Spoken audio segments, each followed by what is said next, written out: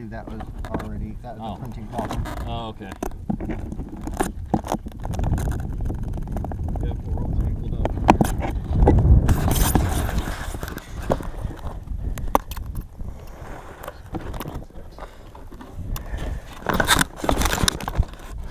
Sitting down. There she goes. That shut down. Looks like that shut down.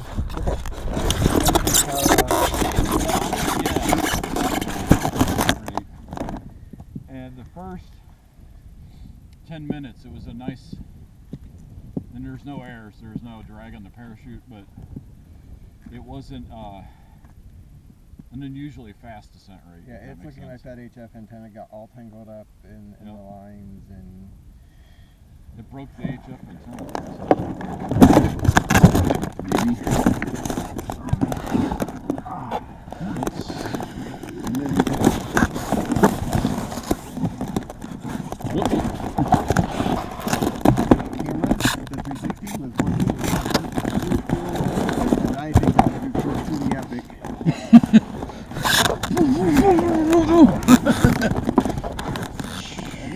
This one, yeah, I think that's it.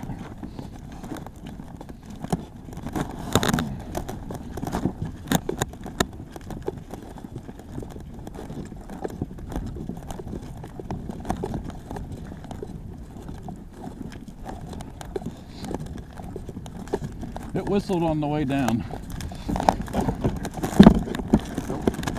Tangled up. We hit hard. Real hard. I think it's probably one of the hardest hits we've ever seen. Yeah. We didn't lose anything. The 360 was still recording when it was. Yeah. No, but so is this the one that has his 3D print thing on it? Yes. And we still have that here somewhere. Yeah. Oh, there it is. Yeah. I was like, his wire tied on, so I wasn't even Yeah. Man, that thing looked crunched. Yeah. It was a hard impact. So how fast do you think it's hitting? We can go back and look at the data. And Terminal velocity is probably like 100 miles an hour or something like that. If you're just out here like tooling around, hanging out by your field, all of a sudden, bam! What the hell? Oh, Francis, you just been drinking again. Some of those Chinese space balloons. Chinese spy balloon landed in my field. God, I saw a beer cooler flying out of the sky.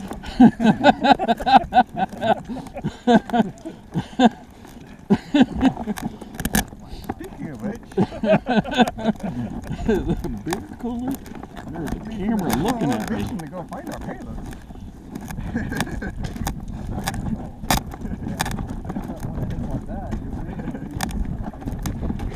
Explode everywhere. So when would it have got, man, it got tangled with everything. Yeah, so when the balloon first pops, it goes into a moment of turmoil, and it may tumble a little bit before the flight line, the train straightens itself out for the descent. Yeah. And it's in that moment, once it straightens itself out, there's going to be some spinning and gyration, So, and it's going to be this gradual tightening. so if we were to do a HF antenna again, we're putting a bunch of weight at the end of the HF. I don't want to do that. You. Or would it cause the thing going worse?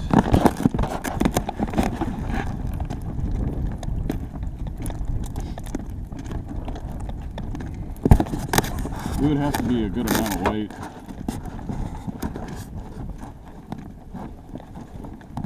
Yeah, I'm just not a big fan of the HF antenna thing. Like, every time we've tried it. It doesn't really do anything. Well, we get some, we'll have some pings on Whisper, I'm pretty sure. A couple.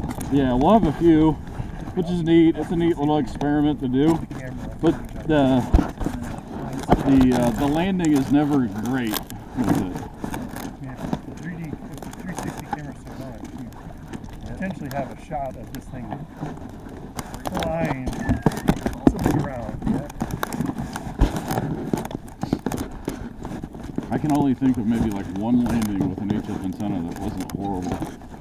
Most of the time, it's tangled up. see the data logger on mine where I got the accelerometer and all that stuff. See what the data looks like. Yeah.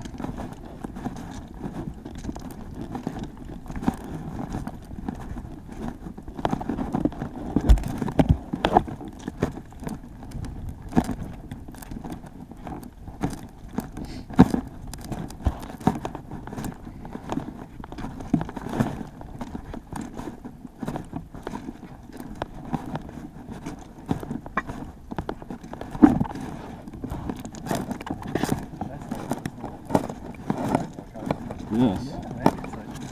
How nice of them. That would be a heck of a walk. The second year, one of the first launches we did, we had great weather, good prediction. We drove and had brunch and tracked the flight. Ate about a pound of biscuits and gravy. Had to walk a mile and a half. Instant regrets. It's like, yep, I'm never doing that one again.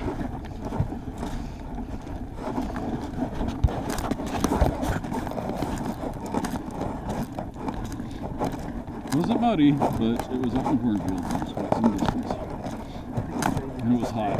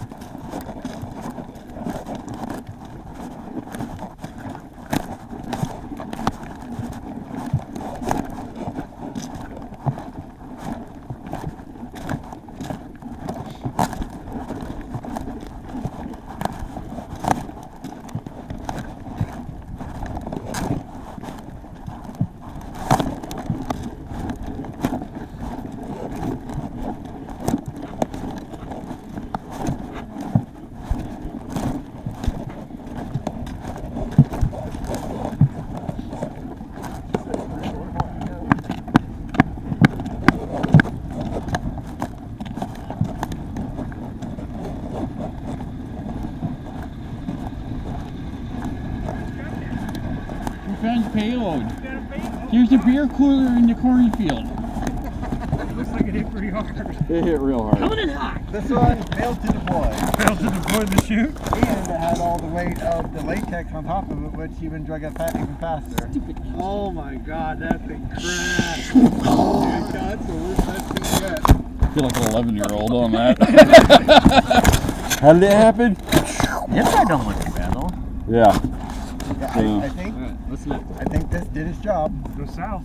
Heads up. Our crash cage goes a crash cage, as intended. Alright, you want this in my truck or yours? I'll put it in mine. Alright.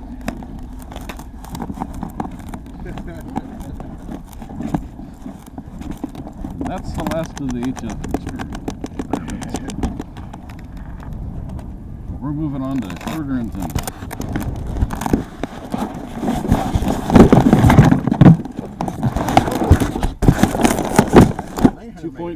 2.4 gigahertz uplink. Directional.